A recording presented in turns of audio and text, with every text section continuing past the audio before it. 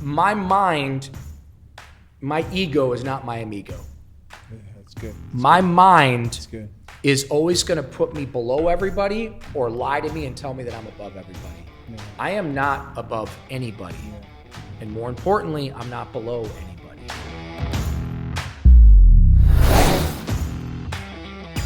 How'd you sleep? Not well. Not well. Why? Ate too much hot sauce. Oh, you told me that. Yeah. Too much hot sauce. Woke up about midnight. Fell asleep about 8:30. Woke up about midnight, stabbing pain.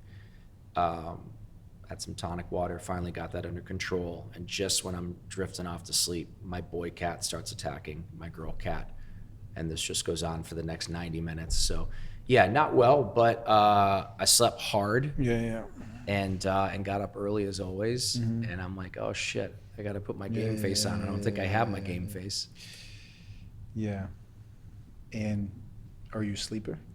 Sleep well? No. You don't sleep well. You No. train a lot now, and you take good care of your body. And when you said hot sauce, my first thought was, Khalil's such a healthy person. Are you a big condiment guy? I love hot sauce. And I love sauces in general. That's why I go to Cote. I don't understand hot sauce because to me, you burn your face off. You can't enjoy the meal. I think I think we would have to ask Huberman or one of those guys, but I'm pretty sure that the ingredients in the hot sauces play on the same opioid receptors that heroin does. I'm not joking. I know you think I'm making that up. No, I'm laughing because you're probably not making it up. Yeah, no, it's a real thing. People, anytime the body thinks it's going through trauma, it's going to release dopamine. It's going to release chemicals for sure. It's a rush. So people get runner's high, right? People get a runner's high, so they get addicted to that runner's high. Well, for sure. That runner's high or a sugar high or a drug high or a cocaine high, these are all part of our midbrain and all about what we think is going to bring us pleasure. Mm-hmm. So it's I was making ginger shots and turmeric shots one time. And this kid that I used to do a lot of drugs with, who I hadn't seen in years, comes to my first location and there's a line out the fucking door. And I love this kid, his name's Adam. Mm-hmm. And I'm in there, I'm just like grinding this stuff up, and then I'm taking the ginger and then I'm putting in the thing, and then I'm putting the cayenne pepper, and I'm squirting some kyolic garlic in there, and I'm putting a couple of drops and I put some apple cider vinegar in, and I'm putting a couple of drops of oregano oil in it, right? Like a chemist. And Adam is on the other side of the glass, and he goes, holy shit. And I look up and I go, Adam, what's up? He goes, dude, this is crazy. I'm like, yeah, it's fucking nuts. I'm like wiping the sweat off my brow. And he goes, and I guess just the ingredients changed, right? I'm like, holy shit. That obsession that, I need more and I got to do more. And Yeah. It's that thing. It's just different ingredients. So before it was heroin and cocaine and benzos and all these things that were robbing me of my soul without my consent. But when you all of a sudden start putting in superfoods and juices and smoothies and protein and collagen and colostrum and royal jelly and bee pollen and propolis and all these amazing things, you start putting that in, it's the same thing. It's the same drive. It's the same addiction, but the results are night and day. One robbed me of my soul without my consent and turned me into a 109-pound walking corpse with my teeth falling out of my head. And the other ingredients turned me into a 170-pound athlete, happy athlete. Yeah, so when I first met you in person through Andrew, I looked at you, I looked at the cover of the book, I looked at you, I looked at the cover of the book, and I was thinking, it obviously looks nothing like you, but for the reasons you just described. But I was thinking, this guy, and then I started to hear more of the stories from you, from everyone, and I was thinking, it's such a interesting thing how we just you change the ingredients. Change your You ingredients. change the ingredient. Obviously, mindset's a big part of it, but No, it's the same mindset. it's the same. It's addiction is a superpower if you can put the right ingredients into that addiction. Your addiction got you into the NFL. My addiction got me into crack houses and shooting galleries. It's the same mindset. Our drive, there's no accident why we came together. There's no accident why me and Garrett McNamara or Kelly Slater or any of these, Anthony Kim, who just had the greatest athletic comeback in the world. The moment him and I met, I mean, like this, it's being cut from the same cloth. There's a drive. There's a spark. I was thinking about this on the way over here because I watched your documentary and I was blown away and I cried and it was incredible and everybody should watch it. But like people in the documentary said you didn't have athletic skills. I still hear that. but look at what you've done. Yeah. So what I always tell people is you don't have to be smart to be successful. I'm not smart. This is not feigned humility. You can talk to any of the women who run my company. I'm not smart. It's okay. I'm not sad about it. It is what it is. I wasn't able to learn the way other kids learned. I didn't have any skills. I mean, you eventually developed skills. I literally just didn't have them. Like I couldn't catch. I was terrible at sports. I was terrible at school. I was terrible at everything. But that doesn't mean that I couldn't become successful because here we are. Yeah. I always say like the different ingredients, but sometimes people say you're not athletic, and I always think, I guess you don't have to be for that. Like whatever your version or definition of athletic is, you may be right. I'm not going to spend time arguing about it, but I know I could do A, B, and C. And we could debate rather about how good it was, but it got me this. So I think that you have some fire or internal drive that is very special and very unique, as like the Kelly Slaters and the people, Kim, that you spend time with, that drive you to want to do something extraordinary. And I want to get into a little bit more of your story, because I think the reason why you've had great success in your business is because it comes from a passionate place. Mm-hmm. It's such a passionate place. And how did you fall into this drug-infested life? Pain, suffering, trauma. Usually with an addict or an alcoholic, you can always go back at some point in their story. There's trauma. In my particular case, it was a multifaceted. There was a lot of trauma. There was a lot of different types of trauma, though. You know, there wasn't just neglect. There wasn't just violence. There wasn't just. I mean, there was sexual abuse. There was incest. There was all kinds of horrible shit. And I had a couple of parents that were immigrants that came from different wars. I don't know if you could call what my father went through a war, but my father was living in outside of Jerusalem, pre-Israel, before Israel was Israel. Mm-hmm. And when he was 12 years old, his father, who had worked for the British Postal Service his entire life, had a dream of having an olive orchard. And when he retired, he bought an olive orchard. Mm-hmm. And according to my father, 5 minutes in, we went to Israel and politics. I'm not getting into politics in Israel, but this is my story. Of course. And this is what happened to mm-hmm. one part of my family. One day, when my father was 12 years old, they heard bombs going off. They heard gunfire. They saw people with guns. They ran up into the hills. They came down 3 days later, and there were people standing there that were armed and said, "This is no longer your land." Mm-hmm. That's from my father's mouth. That part of my family then went and lived in tents as refugees in the land that they were born in. Very traumatic experience for my father. Mm-hmm. And my father was married at 15, 16 years old, which was very common back then.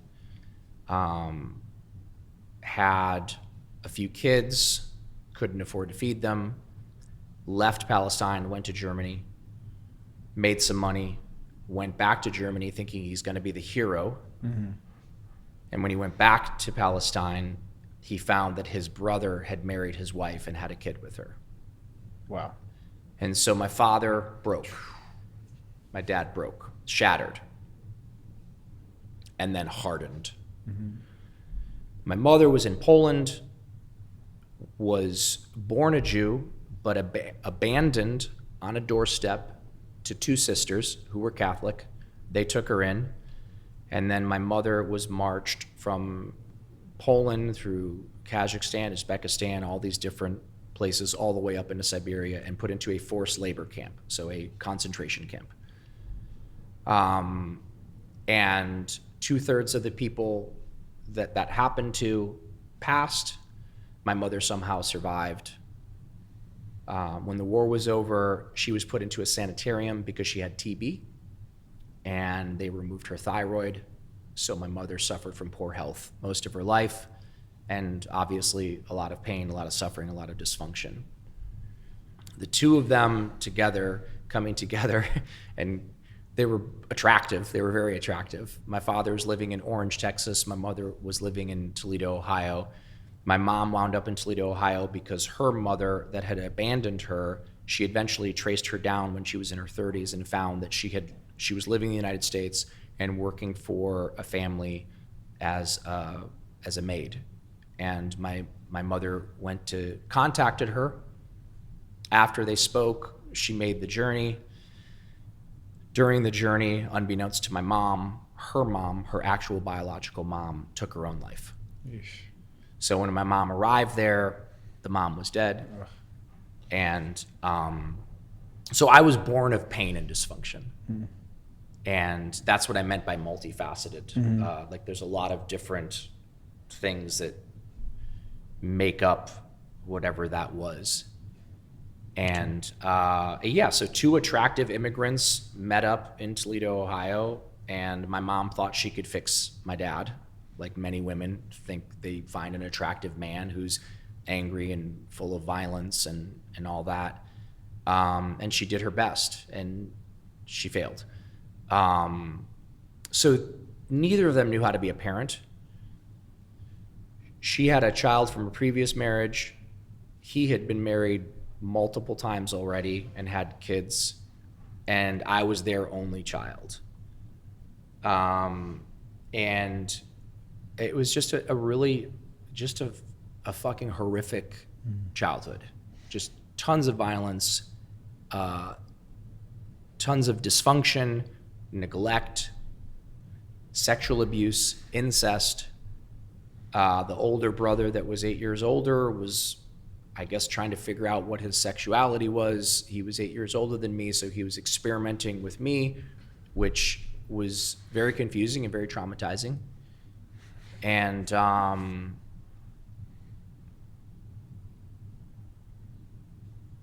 it was a really fucked up childhood. I mean, I can only imagine. I mean, some of the things that you described, I guess the only comfort is in numbing those things through different ingredients, you know? And do you remember the first time you used? The very first time,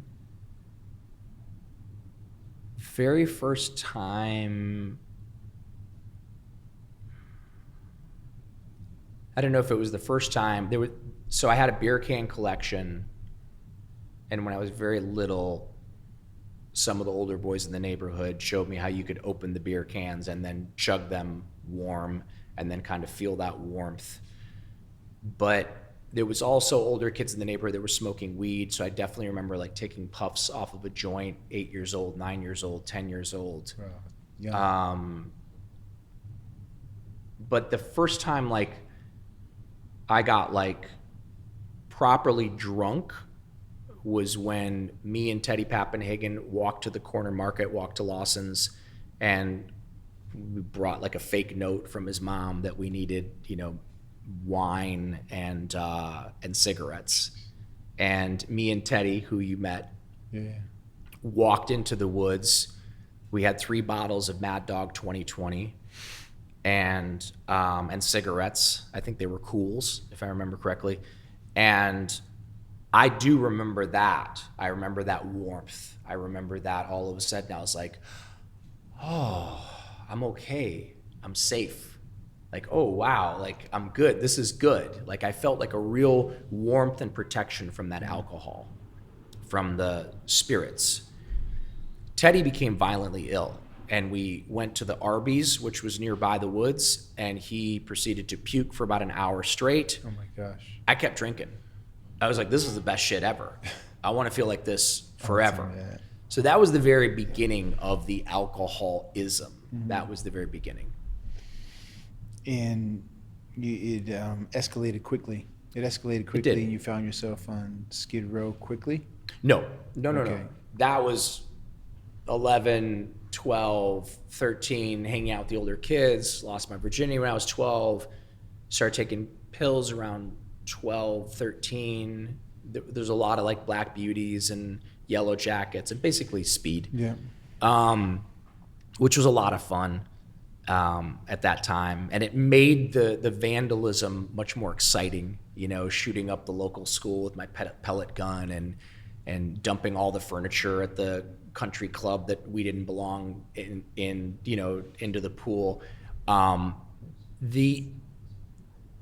escalated quickly, but there was always an element of control. Like, I would always try to control it. Meaning, like, I would get really fucked up and something really bad would happen, and then I wouldn't drink for a month. Also, I looked terrible when I drank. I would get red and like bloated. I was not an attractive drunk. No, it wasn't until I controlled it. I was a binge drinker, drug user into my 20s. It wasn't until I got into my 20s that it started to become much more habitual. The moment that the dark shit entered, the cocaine and the heroin and all that stuff, that's when it escalated quickly. Because I was kind of good at micromanaging all of that shit and stopping and starting and stopping and binging and not binging. But when the cocaine and heroin entered the picture, it was just a different playing field.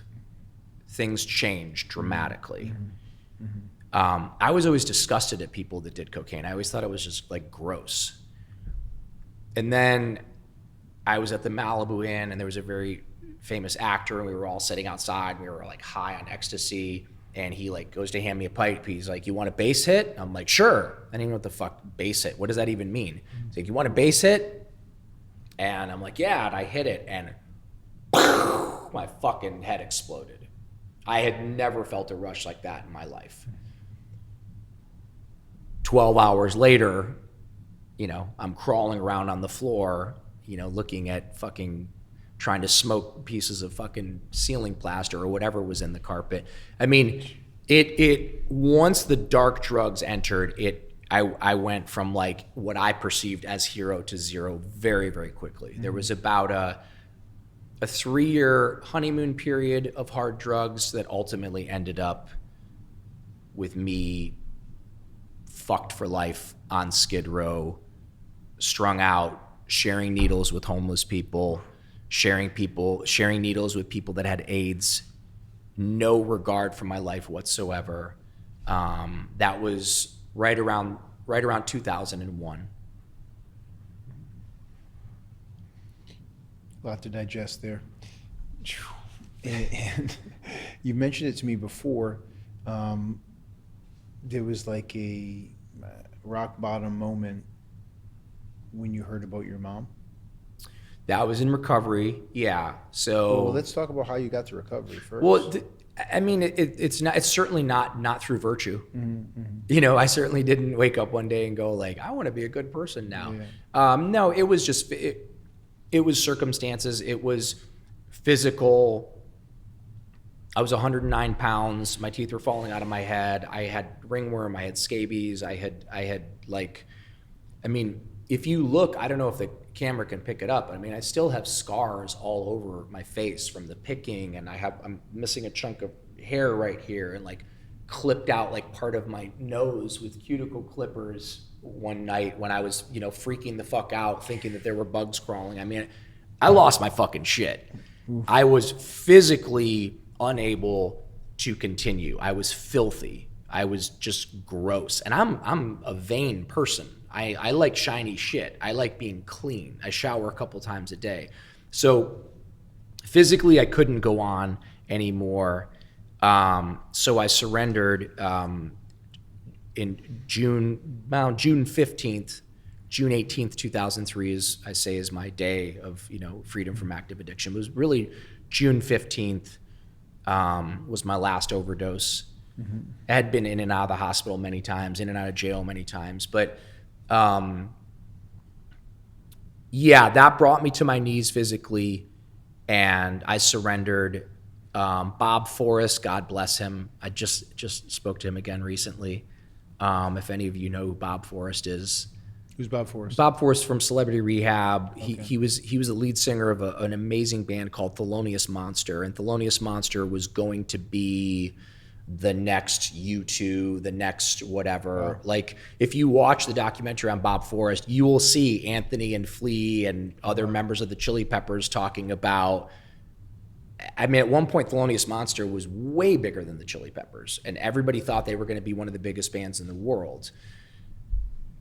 Bob could not stop shooting dope and smoking crack. And so Bob fell the fuck apart, found recovery, and then found meaning and purpose in his life by helping other people get off the streets or other people that were in bands and whatever. So Bob Forrest was the one that put me into treatment and then put me into a halfway house. I had no fucking money. I was homeless. So Bob Forrest saved my life, put me into Pasadena Recovery Center, and then put me into New Perceptions in the Valley. So there were quite a few months put together of abstinence where I was kind of like going through the motions. Certainly I didn't want to go back to the streets. So I had the privilege or the gift, I don't know how I'd frame it. I had the gift of desperation. Meaning, like, it wasn't like my parents put me into treatment and then I could go back to fucking whatever job or whatever house or whatever car, or whatever girlfriend, whatever what. Yeah. There was nothing. I had the gift of desperation. So in the gift of desperation, I really didn't spend time thinking about if I could smoke weed or drink wine or what. There was no debate going on. I was like, I'm a fucking junkie piece of shit loser, and I'm lucky to be alive after all those overdoses. So I'm just going to kind of do what the fuck these weirdos do. You know, the rehab, the sober living, go to the fucking meetings. I didn't really like do what they were doing, but I went through the motions. Yeah. But what you brought up was 8 months in to my recovery when my mother got cancer. That was sort of the spark. So the big shift, there's two big shifts. The first big shift came when my sponsor, Robbie, in just like a moment, got really angry because I kept repeating all the shit that happened to me when I was a kid, all the shit that happened to me when I was growing up, all the girls that had abandoned me, all the, you know, I was telling him, going on and on and on. And one day, I don't know, it was like a Saturday night, I was at his house, and I don't know why it got him so angry, but he got so fucking mad. And he's like, can you just shut the fuck up? Can you just stop fucking telling your fucking story? He goes, all you fucking do is tell your story over and over again. This happened to me, that happened to me. Shut the fuck up. And I'm like, because he never talked to me like that before. And I'm like this. I'm scared. This is like kind of like a father figure to me, whatever. And he goes, who the fuck would you be if you dropped your story? And he's red in the face screaming at me. Do you ever think about that? If you just dropped your story, if you stopped telling your fucking story, who would you be? And I'm like shaking and I'm like, I don't know. And he goes, well, go fucking think about that. And I went up into the spare bedroom and I sobbed and I sobbed. Who would I be if I dropped this sad story? Because it's a really sad story. Yeah, absolutely. My mom, the fucking suicide, my dad, Palestine, this and that. Fucking half Muslim, half Jew, raised Catholic. What kind of a fucking mutt is that? But who would I be if I dropped that story? I didn't know. I had no idea. I cried for hours. That was a pivotal moment in my recovery where I was like, I have no fucking idea. I don't know who I am. I don't know what I am. Right. I'm just this conglomeration of all these sad stories. And I keep telling these sad stories, which then keep kind of, it's a self-fulfilling prophecy. Who would I be if I dropped that story? So that was a big moment there. I dove headfirst into self-help at that point. Headfirst. Mm-hmm. The power of now, the power of Kabbalah, as a man thinketh, think and grow rich, Wallace D. Wattles, the science of getting rich, psychocybernetics, the power of habit, a lot of Anthony Robbins stuff. Anthony Robbins shit fueled me. Yeah. It just fueled me. I consumed it on a daily basis at that time. And then 8 months in, my mom gets cancer. My mother's frail. My mother doesn't have a thyroid. My mother's 67 years old. And I come to the realization that, wow, you fucking piece of shit. Not only can you not help her, you know, because a man would help his mother. His mother's sick. You got to help your mom if you're a man. Yeah. Regardless of what kind of a parent she was. You got to help your mother. I couldn't. Because I had made such a fucking mess of my life. Just telling my story and telling my story. That I couldn't help her. I had nothing. I couldn't even go visit her, Mark. I couldn't go visit my mom that had cancer. And I thought for sure she was going to die. That was the big pivotal moment. So there was the spiritual sobriety sort of pivotal moment with Robbie telling me to drop my story and figure out who the fuck I would be. And then realizing that my life was my life. And everything going on in my life was because of me. It wasn't because somebody touched my naughty spot. It wasn't because my father beat the shit out of my mother. It wasn't because my priest put his hand on my thigh. That was decades ago. It was fucking decades ago. My life in the day that I'm in was me and my responsibility, and everything going on in my life was me and my responsibility. I went home that night.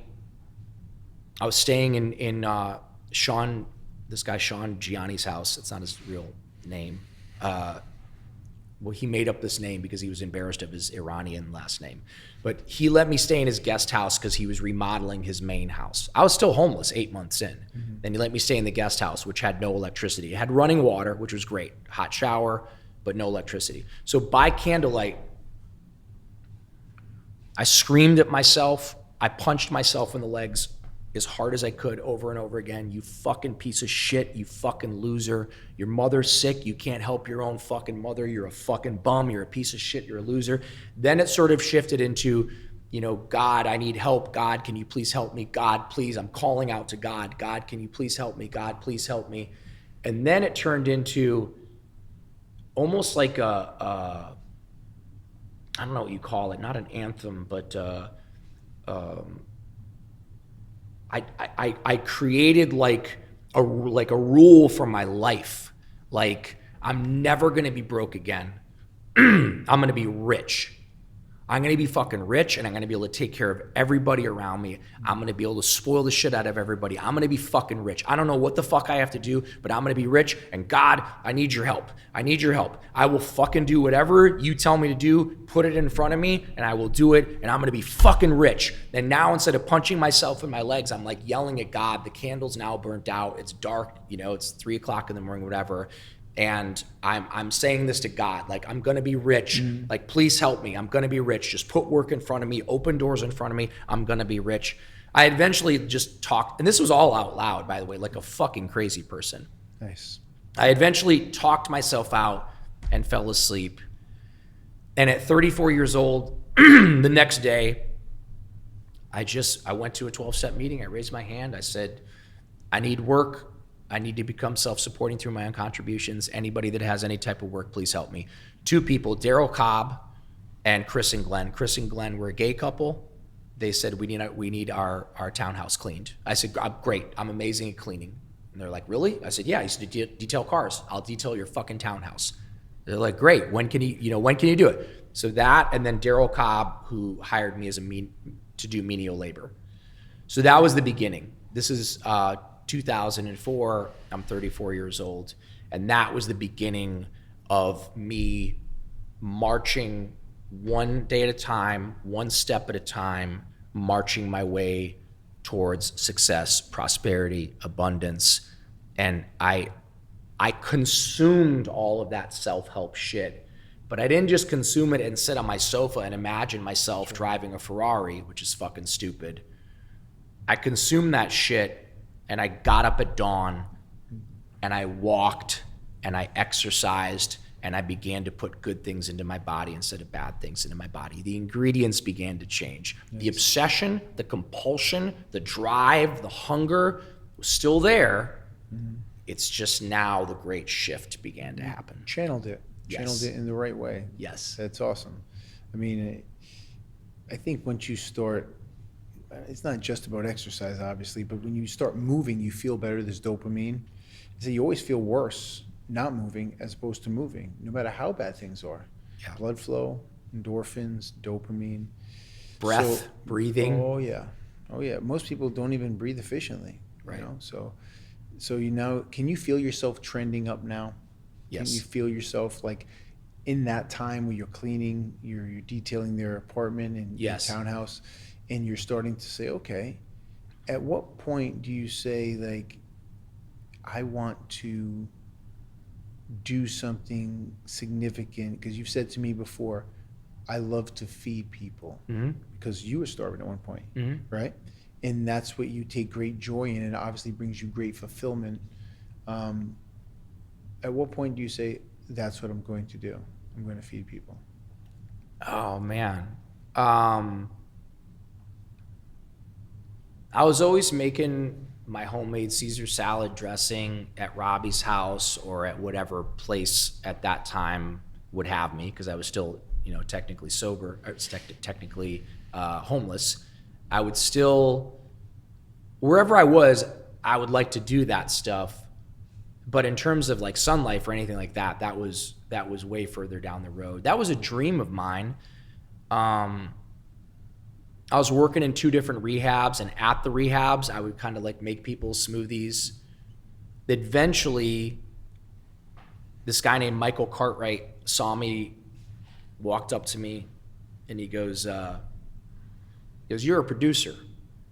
And I said, "No, I'm a tech. I work here. I'm a counselor." He goes, No, you're not hearing me right. You're a producer. You make things happen." I'm like, okay. Like, dude wants to fucking bone me. Like, what the fuck why is he looking at me like that? And he said, I want to take you to dinner, and I'm going to help you. I'm like, okay. And I'm like, for sure he's gay. Really pretty blue eyes, but he owned the place and he wanted to have dinner. He seemed adamant about it. We went for dinner. And he owned what place? The rehab center? He owned the rehab center, the fancy one, not the other one. Okay. I worked in 2. Okay. And I was impressed. I wanted to hear what the fuck he had to say anyway, and nice free sushi meal.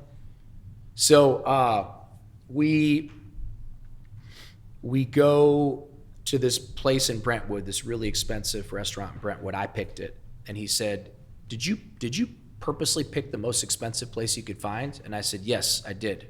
And he goes, okay. He goes, I want you to come up with a 1 year, a 3 year, and a 5 year plan. And I want you to be as descriptive as possible. I want you to write down what are your dreams? What do you want to do? And I'm like, oh, I want to. And he's like, no, I want you to put pen to paper. And I'm like, okay. And he goes, don't talk about that. We'll talk about other stuff tonight. But I want you to put pen to paper. I'm going to come back in a couple of weeks, and I want you to show me what you wrote down. But remember, 1 year, 3 year, 5 year plan. Dream big. Be as descriptive as possible. I want you to write down exactly everything that you want to do. And I did it. I mean, I went home. I wrote down, I want to open up a juice bar. I want to write a book. I want to have my own recovery center. I want to have a girlfriend. I want to have my own apartment, because I was still technically homeless. A couple years in, I'm fucking technically homeless. I mean, fancy homeless, not bad homeless. I'm like living in my sponsor's house in Malibu. That's not really homeless, but I couldn't afford an apartment. That's right. So I did it. I wrote everything down. And then he's like, we got to polish you up a little bit. We got to get you some vocational training, get you a skill set. And he did. He got me to be a certified interventionist, and he sent me to KDAC school to learn how to become a counselor. And he started to really, groom me, and well, you can't say groom anymore, but he started to like polish me, clean me up, and turn me into something. That's not the important part. The important part was him saying to me, you're a producer, you make things happen. Now, why did he say that to me? Did he go up to every employee and say that? No. I was the only one. And I'm going to tell you why. The rehab didn't want to hire me because I looked like shit, and I had no skills and I had no credentials. But Fred Siegel, who I had asked for the job, told them to hire me, and Freddie owned the property that the rehab sat on. So they had to hire me. They were smart. They only had me do overnight shifts. Nobody would see me, right? Come in at 10 o'clock, leave at 7 o'clock in the morning. Nobody's going to see him. The guy doesn't shut the fuck up, clearly. Keep him away from everybody. But what I did every morning when I was leaving my shift was I walked up to every single employee that was clocking in, and I said, if you ever need a shift cover, here's my number. If you ever need a shift cover, here's my number. If you ever need a shift cover, here's my number. Eventually what happened, every single person working at that rehab knew that there was one guy that would always cover their shift. So I start working double time. And sometimes I even worked triple time. So I would get time and a half, but sometimes I would actually get 2 times my normal $14 an hour, which is what I was getting paid. Hustling. He saw that and said, what the fuck is this? Who the fuck is this guy? And they pointed me out. And he walked up to me, and he saw something in me. So I love the 1 year, 3 year, and 5 year plan, but it was that hunger that he saw in me, that addiction, that drive that he saw in me. And he's like, I'm going to help you to shift ingredients. Right. There's people who they can't wait for the time to end so they can go home, and you're doing triple the amount of work. It's just something that you can't dismiss. You can't minimize. It's like, It's huge.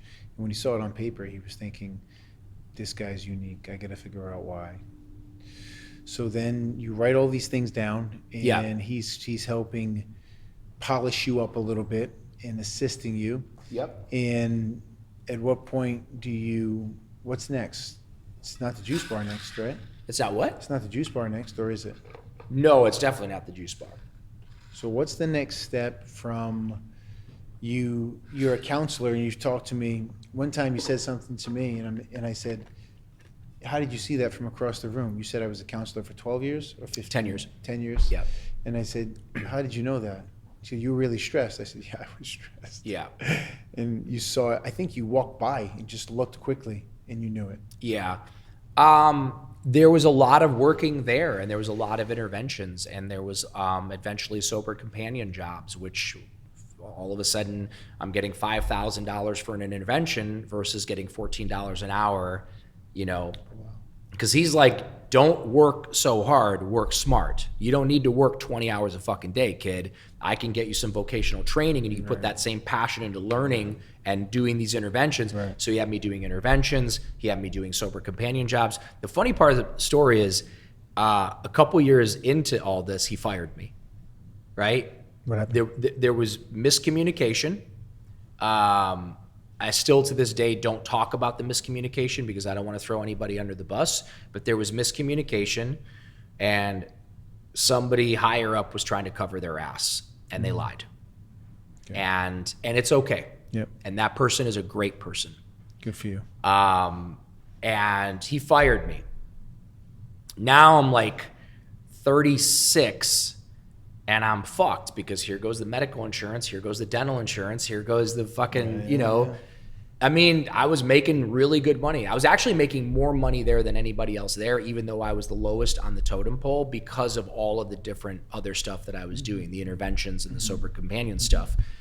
So I went off on my own and started doing my own sober companion stuff on my own, saved up my money, came up with an idea, mostly because of my neck. My neck started tightening up so bad that I couldn't like look to the left and the right because I was always flying somewhere and I was always in this strange bed and I was always babysitting some like crazy person, and sometimes it worked. Most of the time it worked. Sometimes it didn't, and it was a fucking nightmare.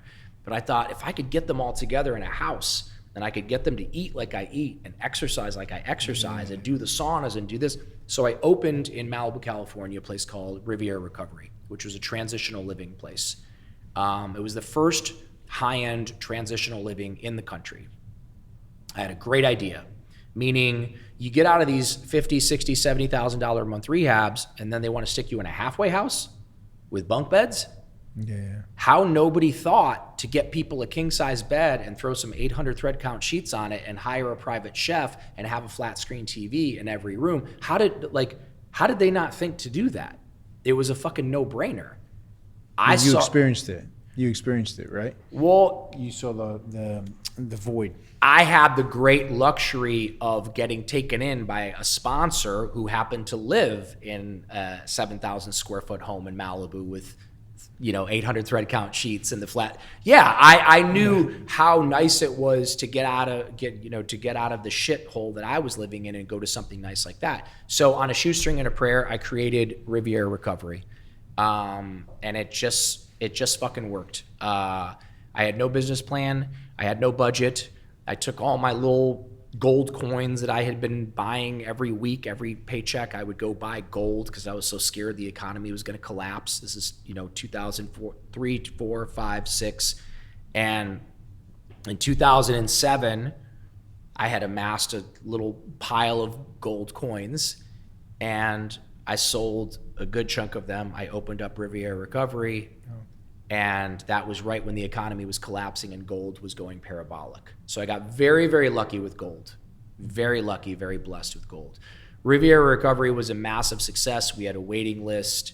But during that time was when I first started getting gray chest hairs, gray arm hairs, dark circles under my eyes. I worked like a maniac. I worked myself into the ground. I worked 7 days a week. Mm-hmm. And if people came in and they did great, I pounded my chest and I felt amazing. If people came in and they relapsed, I felt fucking horrible. One time, a kid left a high-end treatment center in Malibu, came to check into my place, left in the middle of the night, left some residue on the sink. And this was a kid that I had been working with for about a month prior to him coming in, just as a friend, for fun and for free. And I loved this kid. He was so fucking good looking and talented and tall. He was everything that I never was. How about that? His father was a famous gambler. His father passed. So he came from a ton of money.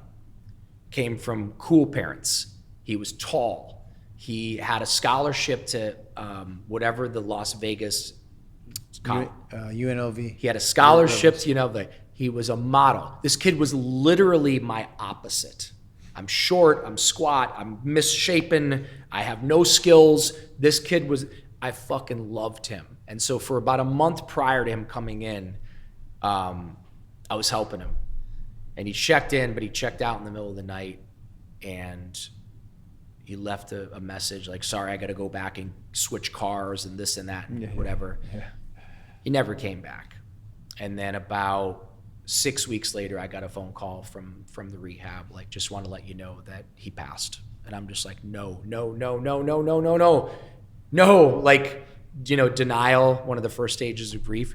This kid's too good looking. He's too young. He's too beautiful. He had a modeling career. He had baseball career. He had all the money that his dad left him. I'm like, no. It was real. It was very real.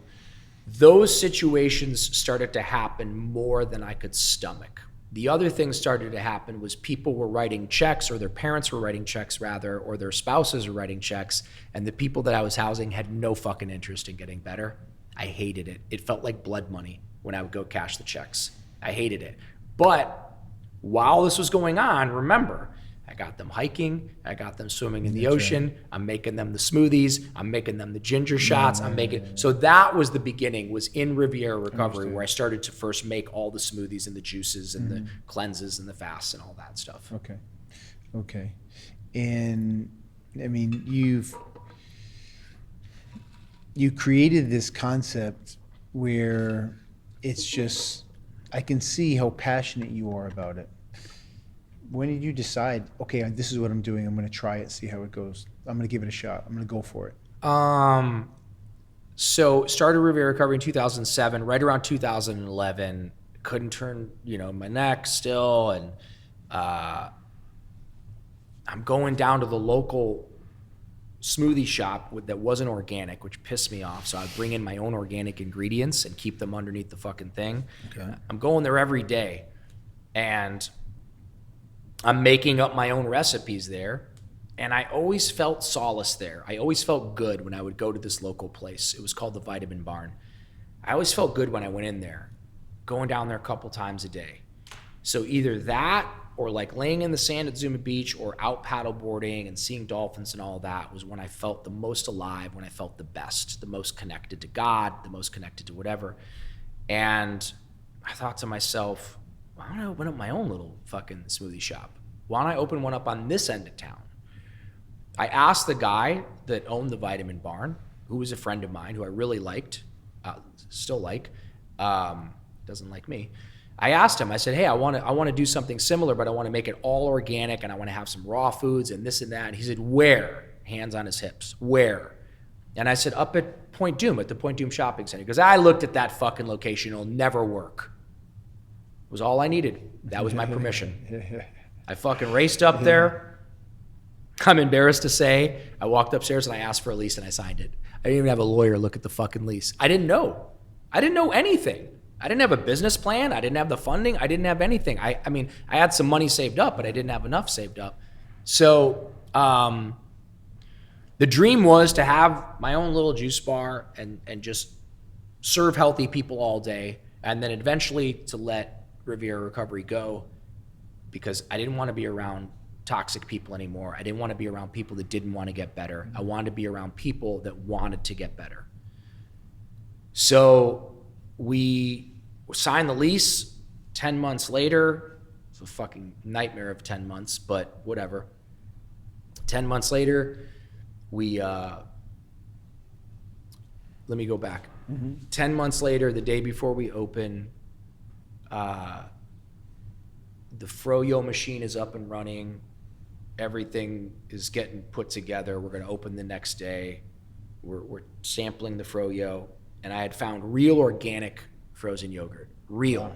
Wow. So frozen yogurt, or when you go to these frozen yogurt shops, it's milk solids, chemicals, and tap water. Yeah. That's what you're eating. I found this crazy lady, Kathy Kim, who made this yogurt called Cloud Top, and she made it for her own kids. And it was real yogurt, frozen. Very expensive, organic, but not like a great business plan, because it was just really expensive. But I didn't give a fuck. It would be a lost leader for me. So the froyo machine is working. We're sampling it out. A couple kids walk in. I'm like, sorry, we're not open yet. A couple more walk in. They're like, oh, what is this? This is cool. I'm like, sorry, we're not open yet. And they're like, oh, no, really? And I'm like, yeah. I'm like, actually, you guys want some frozen yogurt? It's the best fucking yogurt. I start preaching to them about how good the yogurt is. They're like, yeah. So I start giving the yogurt. One of the kids runs outside and is like, this guy's giving away free frozen yogurt. So all these kids come in, and then here comes the lady that's like in charge of the group. She comes running in. She's like, kids, stop. This is not okay. And she's like, sir, I'm going to pay you for this. And I'm like, you can't. Like, the register is not even working yet, you know? And she goes, can I please compensate you in some way? And I said, no, this has taken my mind off all the stress. We're going to open tomorrow. This actually made my day. Please let me just serve everybody. Nice. So we serve everybody. We give them the yogurt, and it was the fucking greatest yogurt ever. And I'm like, you know, wiping my sweat off, getting back to work. Lady comes back in, and she goes, do you have a moment? And I'm like, yeah.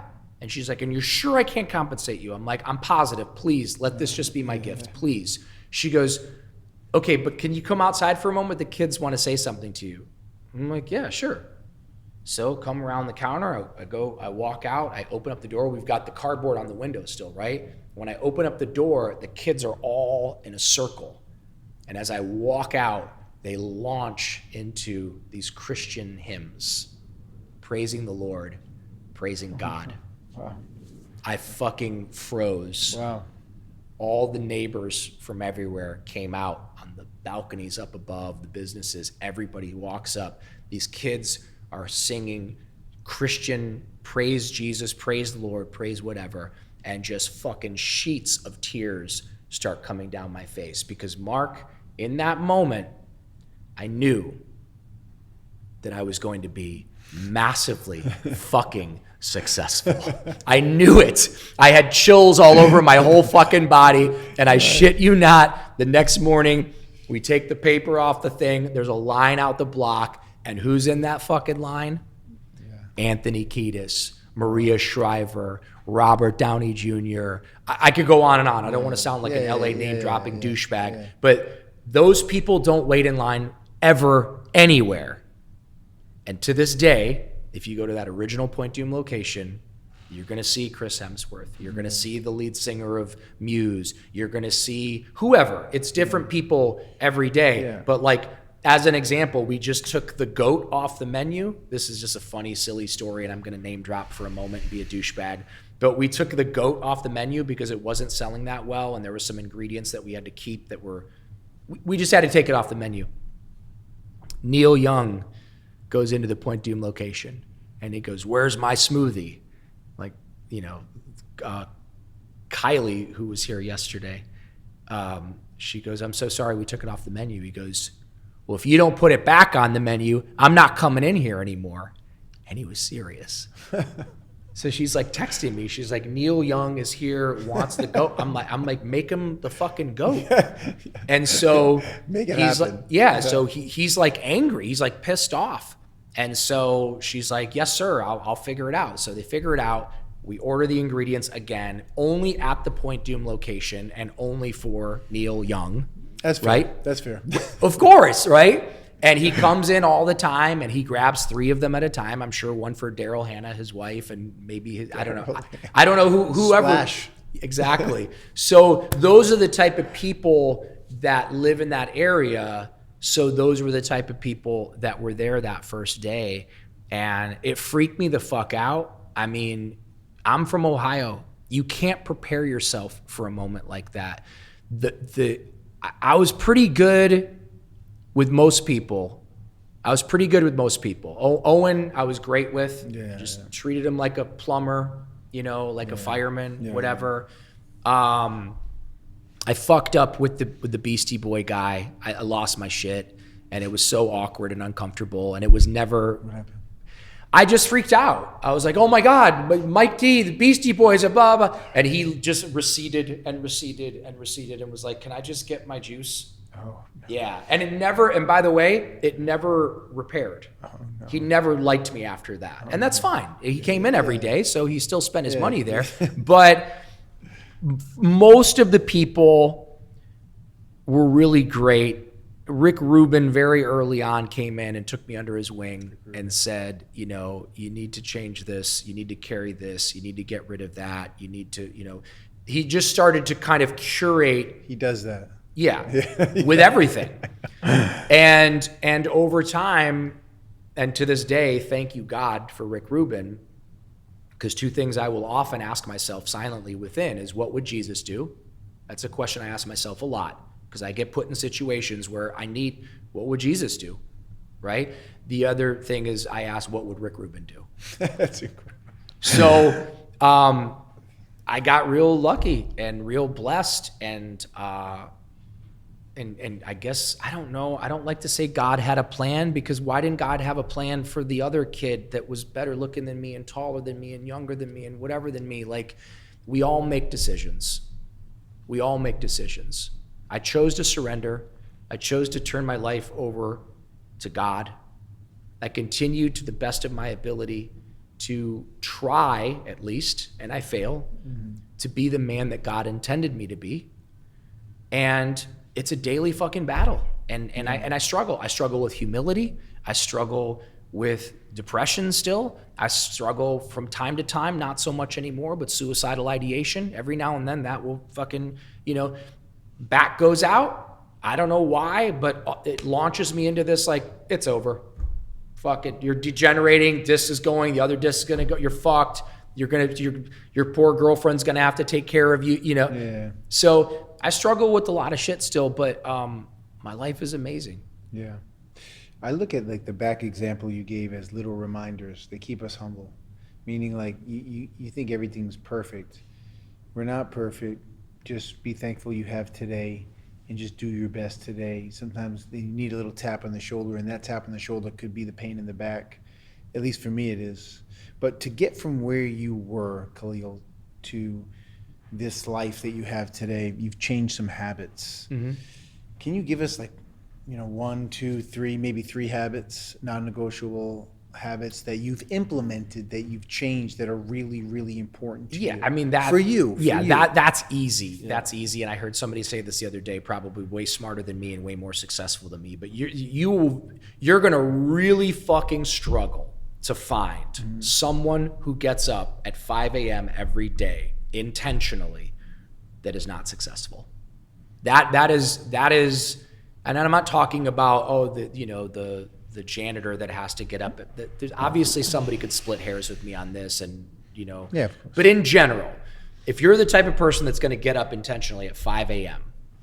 and you're going to do some sort of exercise, and you are going to make a plan for yourself, write down your goals, write down your dreams, write down your inspirations, take inventory of yourself. The 12-step programs, although I don't go anymore, and I would certainly get kicked out of AA if I were to go today, 22 years later, but I'm grateful for it. It saved my life. But the taking the inventory thing really, really helped me, because now I do it every day. I take inventory. How am I doing? How's my retirement account okay? What do I got going over here? Do I need to shift some things around? Am I going to have enough money to live on when I retire, right? How's my circle of friends? What kind of people am I surrounding myself with? Am I surrounding myself with people that are lifting me up? And am I lifting them up? Am I bringing value to their life?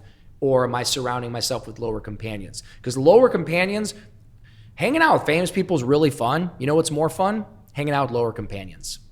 You hang out with lower companions, your fucking ego is just booming, and you get this charge, and everyone's laughing extra hard at your jokes, and maybe the jokes are a little bit too inappropriate, although I'm a huge fan of inappropriate humor. But hanging out with lower companions was a habit that I needed to desperately break, because I was obsessed with it.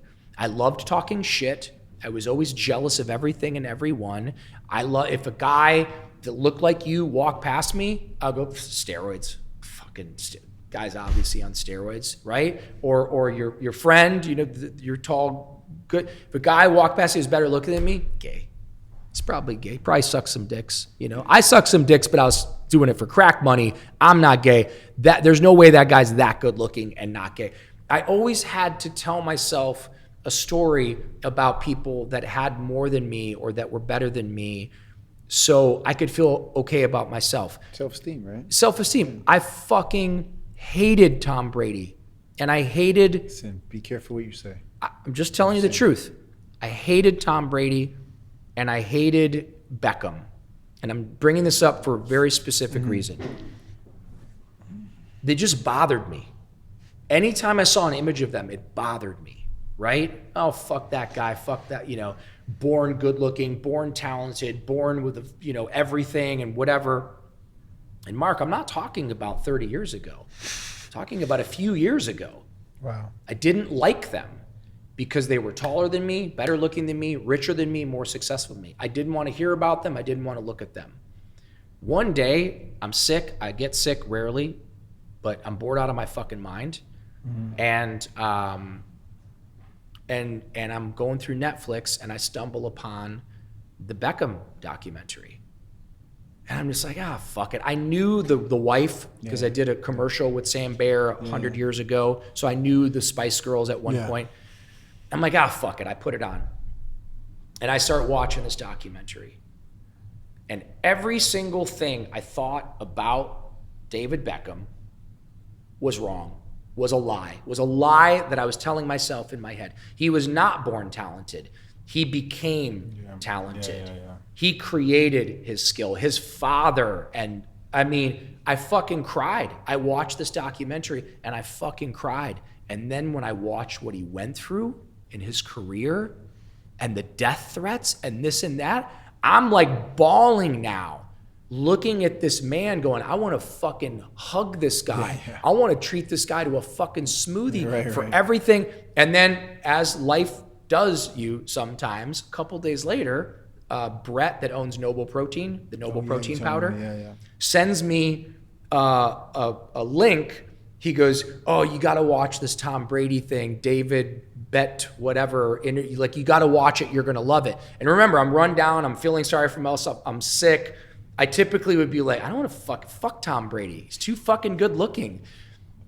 And I click on it and I'm watching it on my phone and I'm like, literally jaw dropped open. I'm like, fourth string? Like, what? And you're looking at pictures of him pudgy and fat. I was there for that when he was fourth string. So I know. Well, I know that now that I watch your documentary, and then the University of Michigan shit, like I lived in Toledo. I used to pretend that I went to University of Michigan. I used to hang out in the diag and just hit on college girls when I was 15. So knowing the challenges that he had and the shit that he went through, my whole life, I'm shit talking this guy. I'm bad mouthing this guy. I'm character set. This was my pattern.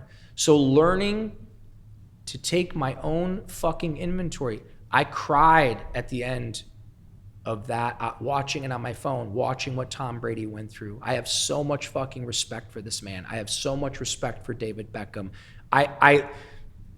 My mind, my ego is not my amigo. Yeah, that's good. My mind is always going to put me below everybody or lie to me and tell me that I'm above everybody. Yeah. I am not above anybody. Yeah. And more importantly, I'm not below anybody. So taking inventory, which I learned to do, taking inventory on a daily basis, getting up early in the morning, exercising, putting my faith in God, asking God for help on a daily basis, thanking God, doing a little morning gratitude list out loud. Thank you, God, for this day. Thank you, God, for the roof over my head. Thank you, God, for the clean water that I get to bathe in. Thank you, God. You start out simple and then grow it from there. I found out, Mark, that if I can make myself expansive, that I'm going to bring in abundance and prosperity. Getting up early, being kind to people, speaking life onto people. But if I make myself small, judging people, talking shit about people, playing the victim, sleeping in, not exercising, eating shit I shouldn't be eating, make myself small, I'm pushing away all the good things that life has to offer. Make myself expansive, I'm welcoming in all the good things that life has to offer. So those are basic habits that anybody can acquire. It takes time. I don't think it's 3 weeks like Keith Richards famously said. I think it's about 3 months. You set an alarm clock every day for 3 months for 5 a.m. every day. Well, in your case, 3:45 a.m. If you set an alarm clock every day for 5 a.m. and you get up and you move and you do an out loud walking gratitude list and you create an attitude of gratitude and you just put one foot in front of the other and you ask God for help, doors will appear before you that you've never seen, and those doors will open and opportunities will come to you.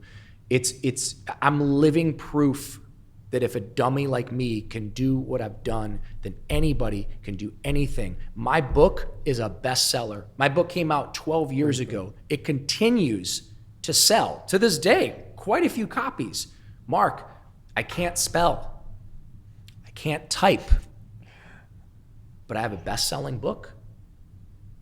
It's great. It's amazing. It's a miracle. I Forgot to Die. I Forgot to Die. Yeah, check it out for sure. It's wonderful. Thank you. But you hearing all this, because you've been a counselor, it's like anything else. Like some people come up to me and say, "Hey, I'm going to do this race. I'm going to accomplish this goal," and they do it because they want a dopamine hit and they want to tell someone. I think sometimes it's better to not tell anyone and just do it and just be focused on the mission. But what's the difference between these people that you spend time with in life through your journey, between someone who wants to change, says they want to change, and someone who actually changes, and kind of like romanticizing it? What do you think what's the main reason? What's the main reason someone doesn't change, and as opposed to the person who actually makes the change, First of all, everybody says they want to change. Most people don't want to change. Most don't want to change. I spent years, I'm just going to give you a silly example. I spent years, every year typically on my birthday and New Year's Eve, saying, I'm going to get in the best shape of my life. I'm going to get ripped. I'm going to have abs. I'm going to get the best shape of my life. I'm going to get ripped. I'm going to have abs, right? This is something that I told myself for many, many, many years. Mm-hmm. And every night used to be Doritos. Then it was Pocky chips, which was a little bit better, which eventually became Siete chips, which eventually became Masa chips. I'm fucking maniacal about chips. But every night I eat a half a bag of chips. Many nights I have a half a carton of ice cream. Now I'm saying out loud, I'm saying to my girlfriend, I'm saying to anybody who cares to listen, I'm going to get ripped, I'm going to get abs, I'm going to be in the best shape of my life. I say that over and over again. Do I really want abs? Not based off your behavior. No. Right. What do I want? You want the ice cream. I want chips. Yeah. I want ice cream. Yeah. I want pizza. So most people, including myself, are full of shit. And most people don't want to change. Now, whether I get abs or not is really fucking irrelevant because I'm 56 years old. So it doesn't really matter if I have abs. I'm in decent shape. I look good with my shirt on. Right. But for the person who's drinking themselves to death, or the anorexic who's starving themselves to death, or the person who's shoplifting and can't stop, or the guy that's looking at porn and can't stop, if they don't fucking stop, they're in big fucking trouble. So how and why do people change? It's simple. Pain. If you're in pain, fucking lean into it. Yeah. If you're in pain, lean into it, because you are never going to change from inspiration. If you're anything like me, you are not going to get inspired and then change. You're going to get in so much fucking pain, you are unwilling to accept your current circumstances or level of pain, and you are going to use that to shift. So if you're in pain, take that pain, put it inside your belly like a lump of coal in a furnace, and use that to become who you want to be and live the life that you deserve to live. I think people have a difficult time with that. I think people have a difficult time wrapping their head around the actions that it takes to make the change. And inevitably, as what you said was, they're more interested in appearing successful than actually being successful. Now, everyone has a different idea and definition of what success looks like. But I would say there's certain things that, as you said before, when your friend Robbie, he kind of molded you and helped you. Yeah. There are certain things you need to do that are non-negotiables. Like these are just things you need to do. Now we go back to the phrase or example, you could do it your way, but clearly that your way is not working. Right. But you need to do these things. And Right. everyone says, well, I don't really need to do that. You may be right. but you don't know what to do. Right. And everyone else knows that waking up at a certain hour, Yeah. it doesn't have to be ungodly early, but with consistency and getting up early and just taking charge of your day and training and just swapping those foods out for healthy foods that don't take energy, they give you energy. I think that you have to do those things. Yeah, I don't know. So I was somebody that always slept in and struggled with sleep.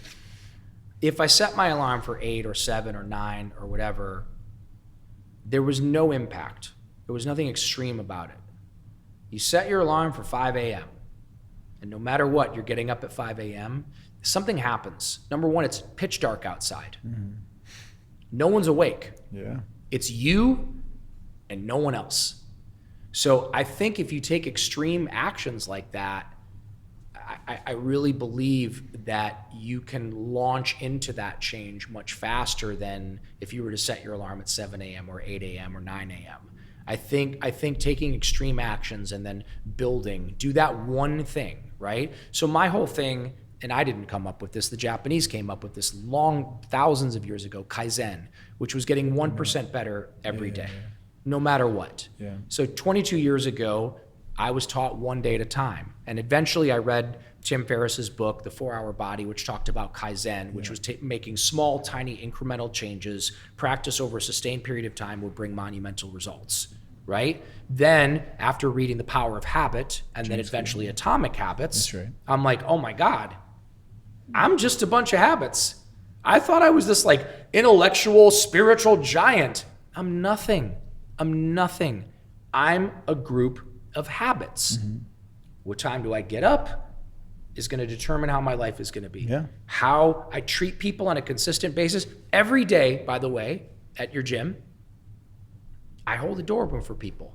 And nice. Every day, somebody gives me a funny look. It happens every fucking day. But I practice courtesy. I practice chivalry. Every day, I go downstairs and I treat people to smoothies. Well, what's going to happen as a result of that? It's not that like I'm going to hold the door open for somebody and then they're going to tuck $1 million in my pocket, or I'm going to treat somebody to a smoothie and they're going to go, oh, here, you can be part of my hedge fund. It has nothing to do with that. It's that me doing those actions makes me feel good about me. Exactly. And when I feel good about me, what happens? People want to be around me. It's the energy that comes off. People want what I offer near them. I won't mention any names, but I don't think you would have to guess too hard. Or maybe you were there. I think you were there.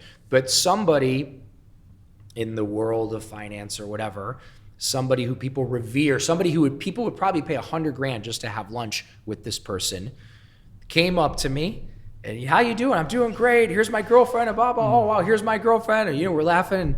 And this person says, I want to bring your business up to where I live. And I'm like, oh, I'm not quite sure about that. And he says, no, we're going to do this. And I'm going to get you free rent for a year. And I'm going to help you. And I'm going to do anything I can to make it successful. What if I were the type of person that didn't open the door for people and didn't treat people, and I was stingy and I was judging people like I always used to, and I was furrowing my brow at everybody like I used to and judging the shit out of everybody? Do you think that particular person, you know who I'm talking about, would even acknowledge me, be around me, let alone want to bring my business up to where he lives? He wants what I have and what I offer because on a daily basis, I practice random acts of kindness. And I don't do it for the reward. I do it so I fucking feel good. Yeah. All these little trips that I'm doing for my ex-girlfriend or for her daughters or for strangers or for friends from childhood, yeah, they get to stay at a fancy hotel, or yeah, they get to eat at Cote or whatever. But I'm the one internally going, wow, man, you fucking worked your ass off. You sacrificed. You took big, giant risks. You saved your money. And you get to treat these people. This is the coolest fucking thing ever. I love this. I love my life. And when you love your life, you become more expansive and more expansive and more expansive. Yeah, that's beautiful. It's really nice. It's interesting because you help people and you're telling me that it makes you feel good. it's a selfish act in a good way. Mhm. Meaning I do the same things because it makes me feel good. I'm not trying to appear a certain way. I know that's a little hit for me that I want to feel good because I know I helped someone in such a small way. And by the way, those are the types of things when we talked about it one time, holding the door, people walk in, they don't even say thank you. Yep. I think that I miss those things. Yeah. And I miss, there are areas of the world, Ohio, that Yep. most people do those things. Yep. And then there's other areas where they're just not as common. It doesn't Yep. make the area bad. It just means that I miss those types of things.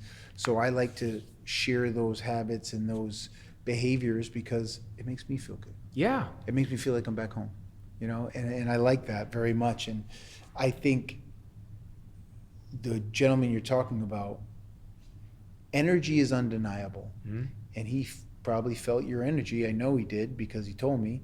And it's something that's what it's all about. Like that's what you can't get a brand without feeling good, really good energy. That's the differential. The people, as we talk about all the time. So you built this brand from a place of hardship and trauma, and it's your lifeblood, and you put so much into it, and I can see when you're there, and it's just wonderful. What do you do to protect the soul of the brand in this day and age and make sure it just stays moving in a positive direction? Because you told me the women that run the company. Yeah. But what can you do, or what do you do? These small things, or discussions, whatever your intention is and vision is. What do you do to make sure that the brand stays on course and the soul is protected?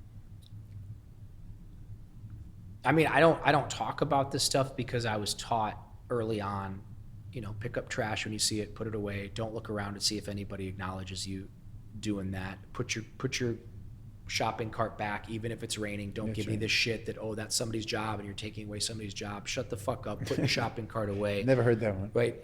Never heard People, well, when I was sponsoring guys, I would say, make sure you put your shopping cart. Well, that's someone's job, and then you're taking their job away by doing that. Like, That's so when I was taught that stuff, it was very confusing for me. Pick up trash on the ground when you see it and put it away. And in the early days, I don't do this anymore, but in the early days, I would literally go to the beach every morning. And again, I never talked about it because you're not supposed to talk about it, but I would go to the beach every morning and I would pick up straws, lids, shit on the beach, and I would run it over to the dumpster, and I would pick up more and run it over the dumpster, and I would do that. My life got better as a result because of the energy of that, not because of the act of that. And today, and again, I don't talk about this stuff, but I had my friends from California and Ohio and put them up at one of these fancy places, and my buddy calls me, goes, how does everyone know you here? I'm like, what do you mean? He goes, the people at the front, the valet guys, the people holding open the door for you, like they saw the SunLife bag, they went fucking crazy. And I'm like, I feed them. He's like, what do you mean? I'm like, I feed them. If I'm staying there, I'll either go drive and bring stuff back, or now because I'm more successful, I can actually use an app and I just order stuff.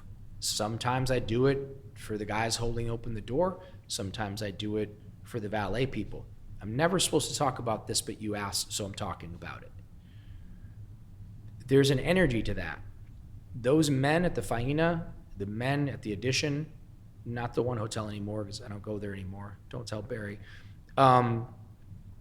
When they see me, sometimes they're even glassy-eyed. Like they fucking hug me when I get out of my car. Yeah. Throwing somebody a 20 or 100, my business partner always does hundreds to everybody. That's really good. It's very nice. And Very you nice. should, if you can afford it. Right. And I do. Feeding people that can't do anything for you. Sometimes I'm strategic and it's the concierge. But it's also the people checking people in that get shit on all day long. Sometimes those are very thankless jobs, you know? Yes. Very thankless jobs. And the ones that go the craziest are the cabana guys and gals, Yeah. the people that get you the towels, Burning the people that calories, are those guys. in the fucking sun Oh, all yeah. day and whatever. Yeah. Acknowledging those people. And I don't talk about it. I don't tell people appreciate about it. it, but I appreciate it's part of you. this conversation, Yeah. and I hope somebody hears this, and I hope somebody practices Right, this. right. When you acknowledge those people, my life is the way that it is because of the way that I treat the meter maid. My life is the way that it is because of the way that I treat the busboy when I ask for more bread and he brings me water instead. How are you going to treat? I tell Corey's daughters, you go on a date with a guy, pay very close attention to how he treats the busboy, because eventually that's how he's going to treat you. Guys are really good at looking hip, slick, and cool, and you're taking a girl on a date, and you're, oh yeah, and this and that, whatever. And then they're like, you know, can I get some more bread? And then the guy that doesn't speak English comes back and you know, puts more water down, and the guy's like, no, I fucking asked for bread. Can you get me bread?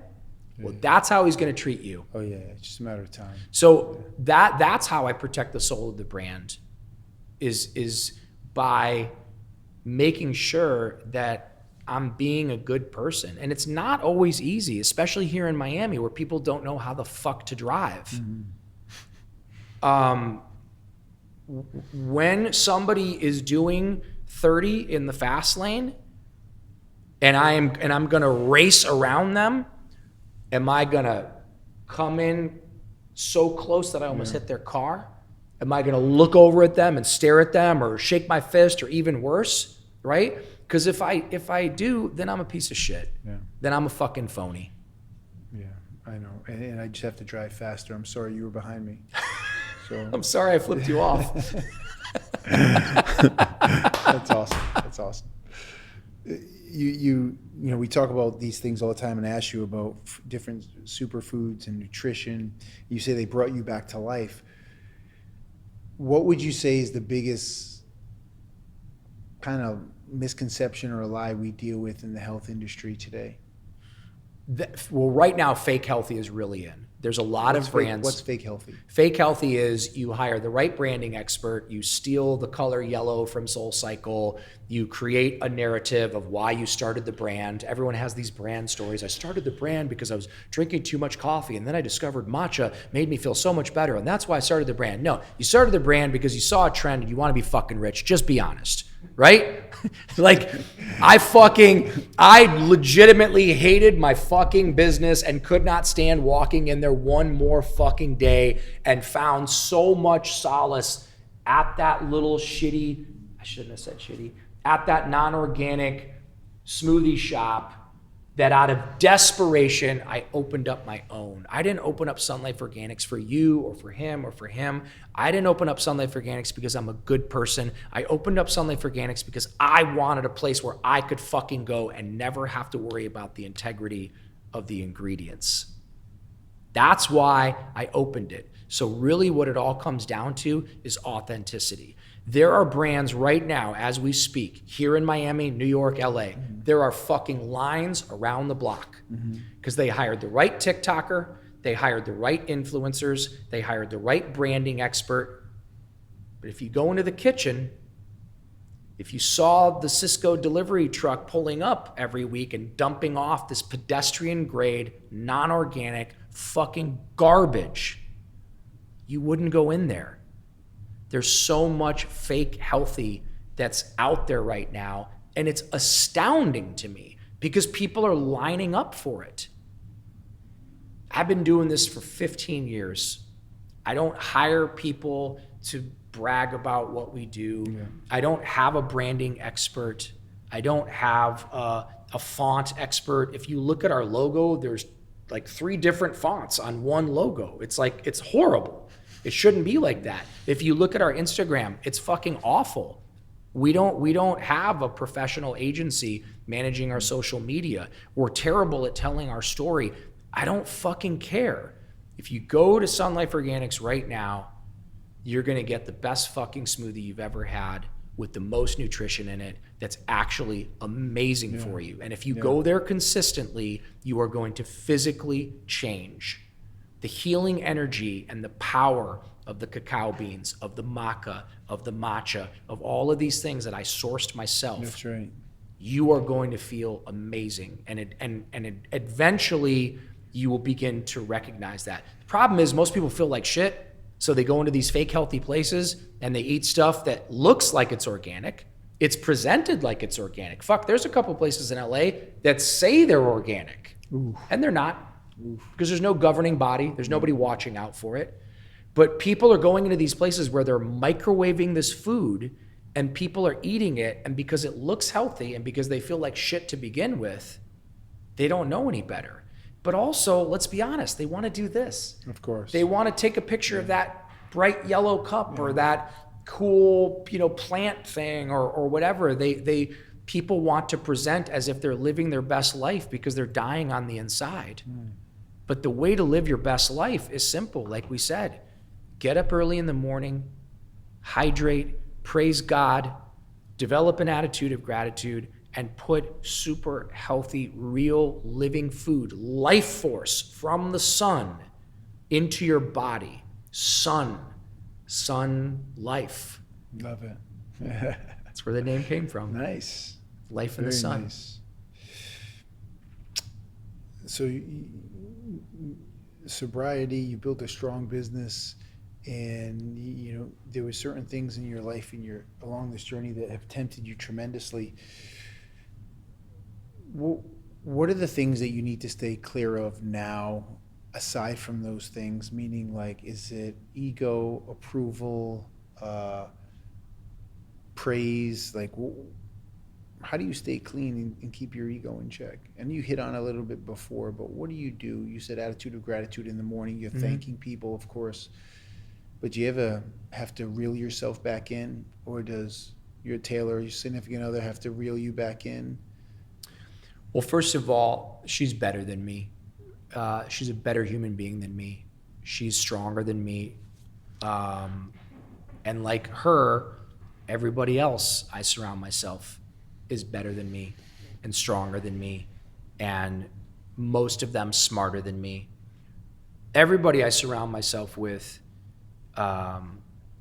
keeps me humble, and you're definitely one of those people, and I feel honored to know you and know people like you. And the other day you sent me like the sweetest message, and I'm like, fuck, does he have any idea? Like, this guy's telling me? Like, and I started to type back, and I'm like, no, I'm gonna wait. I'm gonna wait until I'm with him, and I'll tell him.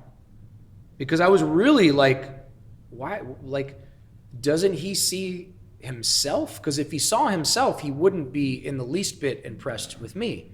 And this is what I was typing. Mark, you're a man. You're a rock solid, salt of the earth, bona fide man. I appreciate it. God built you differently. More stoic, more solid, more real. You don't wear masks to please people. Your character was forged in the furnace of pain. If you had any idea how truly awesome you are, you'd start shooting fucking lightning bolts out of the palm of your hand. And I didn't send it. I saved it. All right. I saved Jesus, it. How much is that going to cost? No, it's true. It's true. I keep myself right-sized Thank you. by being Thank you around for your people kind words. like you, and it feels great. It feels great to constantly learn. When I have the privilege of being around you, seeing you, like, I wish I was still the person that constantly picked up trash. I really do, because that was a great moment in my life. I was really struggling. I didn't have a whole lot, but I always picked up trash. I see you pick up trash every fucking day. Every day. And I wish I was still the type of person that said hello to everybody, not just Cindy Crawford, but like, I see you say hello to everybody. She's a member. I know she is. Yeah, no, I love Leave her Cindy. alone, by the way. Yeah, don't go near her. No, I love Cindy. Cindy's amazing. Cindy, early on, she was one of the customers that was coming in, and I finally built up the courage to go up. And she always wore sunglasses, big like Marilyn Monroe type sunglasses. And I finally built the courage to go up to the register, and I was like, "Can I help you?" And she's like, "Yeah, I have $1 million smoothie. I'll never forget this." And I said, "Sure." And then she goes to hand her card, and I'm like, no, I'm going to treat you. And she goes, "You're so kind." And I said, "No, you're Cindy Crawford." And she started cracking up laughing, and she took her glasses down, and I'm like, I'm not like digging ditches to bring clean water to poor people in the sub-Saharan continent. Like, you're Cindy Crawford, for God's sake. Yeah. She laughed so hard. That's awesome. Oh, her and Randy are such wonderful people. Oh, I see them all the time down there. Yeah. They love your spot. They're they great. Love it. They love They're it. great. He's a nice guy too. The nicest. He's a nice guy. And very much like Rick Rubin, he has coached me and walked me through many, many business situations. That Randy is fucking brilliant. Yeah. And he's always availed himself to me, and always said, "If you ever need anything, you call me." There's quite a few people like that, but it all goes back to the energy thing. I didn't get blessed with the physical attributes. I got born a little bit awkward and short, and my head's a little too big, my torso's a little too long, my legs are a little too short. But of all that stuff that I can make fun of myself, and of all the things that I can look at and potentially feel sorry for myself for, because I really was like a dumb kid. Like, I just couldn't fucking learn. I had to go to 6th grade twice, which was so demeaning. I didn't graduate from high school. Like, there's a lot of that stuff. But one thing that I did get that I'm way more grateful for than any of that shit was awareness. I'm glad that I'm aware. I know exactly who the fuck I am. I know exactly what the fuck I want. And I know exactly where I'm gonna go and how I'm gonna get it. I'm aware. Mm-hmm. And I know every single day, surround yourself with great people. Just like lay down with dogs, you're gonna stand up with fleas. Same thing. If I'm spending my time with an Andrew Joblin, if I'm spending my time with a Mark Megna, if I'm spending my time with a person like Taylor, I'm constantly. There was a business situation that happened when we were down here 4 months ago, and I'm on my speakerphone because I'm one of those fucking obnoxious idiots that isn't aware that other people are around. So I'm on I don't like the fucking radiation. So, and I bought the most expensive little thing you can put on your phone to stop it, which I don't know if these things work or not. Probably not, but because it was expensive, I feel better. But I'm on my speakerphone, and this crazy business thing happens, and it's devastating to my business. So I thought. It turned out not to be. And I'm like, fuck, this fucking, nah. And I'm going on and on. And people, we were at the Addition at that time. People at the Addition, they're in their lounge chairs, they're like looking over, like, you fucking kook, like go away. Yeah. So I walk away and I'm yelling at my business partner, we should have done this, we should have done this, we should have done this, and we didn't. And I fucking told you. And then he finally like hangs up on me. And I go marching up to Taylor, who finally is getting some much needed rest. And I'm like, can you believe about? And she goes, no. And I'm like, what? And she goes, walk it off. I'm like, did you? She goes, walk it off. And as I turned around and I walked away, I'm like, oh, damn. She's right. I got to walk it off. I have to turn this tragedy into triumph. I have to figure out what I can learn from the situation. I have to stop being a fucking victim. And it turned out the following day it was one big fucking nothing. Yeah. She didn't say I told you so, but it was brilliant that her response was walk it off. Because what I wanted was to be coddled. What I wanted was somebody to hear my sad story. When you say, how can people change? And I say, most people don't want to change. Mm-hmm. Most people just want their toys back. That's all they want. They want someone to listen to their sad story. They want their toys back, right? Attention. They want someone to reinforce their victimhood. Oh yeah, that's so true. That's so true. That's a powerful. Well, she doesn't allow that, and people like you don't allow that, and people like Andrew don't allow that, and You know, Kelly, people like talk about Kelly Slater, like, oh my God, like that must be amazing learning how to surf from Kelly Slater. I'm like, no, it's a fucking nightmare. He's the worst teacher in the world. He's mean. He makes fun of you. Like, I was shaking the first time I went to his wave pool and like terrified of the wave, terrified of the water. I literally said, like, there's no sharks in here, right? And his response, just juveniles, right? So now I'm like looking in the water. We're in the middle of the California desert. But my crazy mind, like, I'm scared of sharks. Fucking Jaws fucked me up forever, right? I think it fucked a lot of people. Yeah, so he's a terrible teacher. But sometimes having a mean, terrible teacher is what you need. And I think you can fall back on that it's Kelly Slater, so he does know what he's talking about. He does. Yeah, I mean, he's if he's good. going to tell me about maybe how to cook a meal, I might not listen, but on a surfboard, I'm going to listen. He does. He makes a good smoothie, but he's Okay. terrible. Yeah, he's All right. Yeah, I'll buy that. mean teacher. Man, I can't thank you enough. Thank you, Really, brother. thank you so much. This was awesome. How many SunLife locations are there now? 23. 23. Yeah, 5 more coming over the next 9 months. And how many? That's amazing. Congratulations. you. How many more? How many do you have in Miami right now? There's just Do you have one. The one in Alton. Don't we have one? Don't you have one in Midtown? No. So Wynwood's coming. I think we're in Wynwood, right? Yeah. Wynwood comes, I think, in August or September. West Palm Beach just opened or is opening again on Thursday. We illegally opened it on Saturday, but we opened it officially on Wednesday. We're doing Coconut Grove in end of 2027. There's a bunch more coming. Everywhere. I don't know how many more there will be. I don't have an exit plan. People started asking me that from like a month into opening the business. What's your exit strategy? What's your exit? First of all, I had to Google it. I'm like, what the fuck is that? What's your exit strategy? My response now is, why would I want to exit? Yeah. What would I do? If you said, Khalil, here's $1 billion, which obviously I would have to take in exchange for my business, right? Here's $1 billion. After 90 days, after buying all my friends' fucking, condos or Porsches or whatever, after 90 days, when the luster of that money wore off, probably sooner than 90 days, what do you think I would be doing tomorrow morning when I woke up after I showered? I'd be going to fucking SunLife. I would be getting in line and I would be a customer. So why would I want to exit that? Someone literally said that to me the other day. They said, let's say you have this life where you're not, building anatomy with your business partners. Yeah. You might sleep in for 90 days, and then what are you going to do? Yeah. And it was very surreal. I was like, "Oh, that's a very good point. I don't know what I really don't know what I would do." I mean, I know that I probably wouldn't be sleeping in for 90 days. Yeah. And I know that I'd have to maintain certain habits. Yep.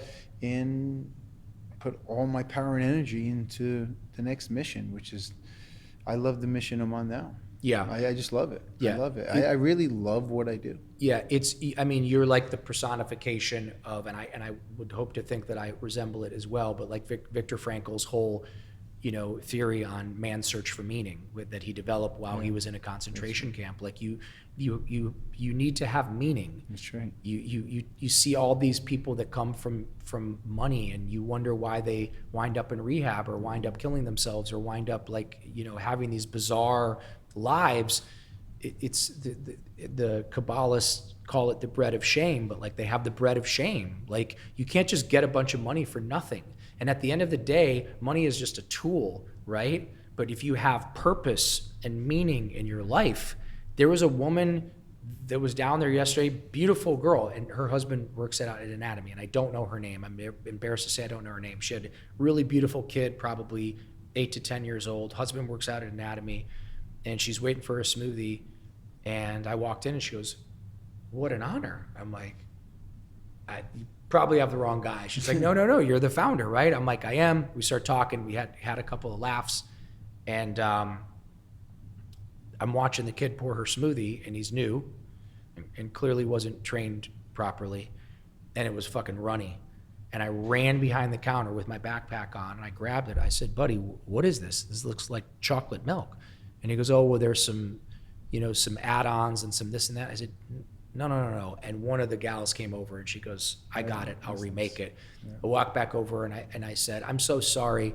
Are you in a rush? And she goes, well, my kid's appointment is upstairs at the salon. I said, well, go. I'm going to bring this to you. And she's like, are you serious? I'm like, yeah, of course I'm serious. It's a service. And she goes, wow, can I hug you? She was hot too. I'm like, yeah, absolutely. And I went around the counter. Hope her husband doesn't listen to this. And I hugged her, and it was so beautiful. And when I went up there, the great thing is well, not the great thing, but the interesting thing is she must have been in the bathroom or something.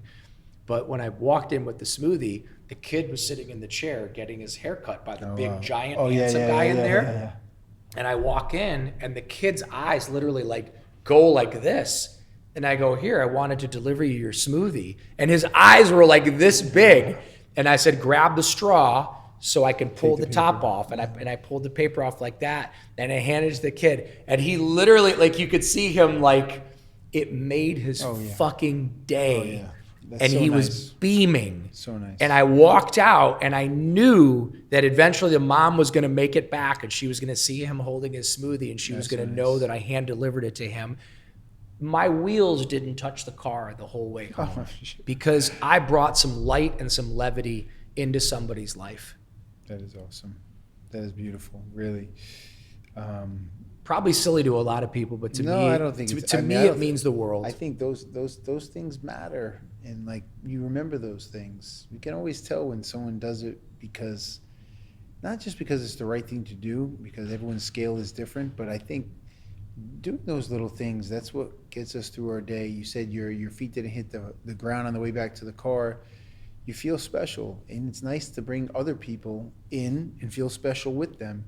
And if there was more of that, you know how that goes. We'd be in a better place, right? For sure. You know? So for sure. Thank you so much, Khalil. This was amazing. Everyone go check out SunLife, and certainly check out his book, I Forgot to Die, bestseller. Thank you. Is there anything else you'd like to give a shout out to? No, just if you see me, please come up and say, I heard you on Mark's podcast, and, I think you're whatever. But honestly, come up to me, introduce yourself to me. I'm going to be talking to somebody because I never shut the fuck up. Interrupt me, please, and let me treat you. Let me treat you to a smoothie because it's my favorite thing to do. You're probably going to have a few thousand people. Great. I don't have a few thousand listeners, but I'm sure you do. SunLife's the best. I love it. It's I trust the ingredients. I certainly trust Khalil, and the whole team loves it there. So thank you, man. Thanks for doing a great job. Thanks for caring about people. Thank you for being a positive person in my life, and I'm super grateful. Thank you, brother. Thank you. Awesome. Yeah. Thank you.